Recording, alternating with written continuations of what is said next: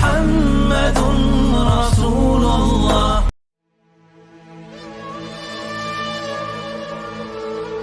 اے ایمان والو،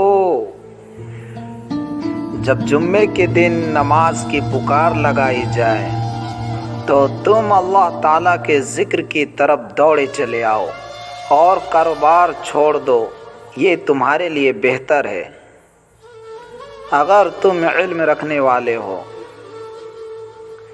نبی کریم صلی اللہ علیہ وسلم نے فرمایا، اسی دن آدم علیہ السلام پیدا ہوئے۔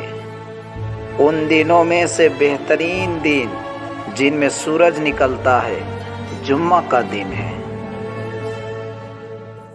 اور اسی دن جنت میں داخل کیے گئے اور اس دن وہاں سے نکالے گئے، اور قیامت بھی اسی جمعہ کے دن قائم ہوگی۔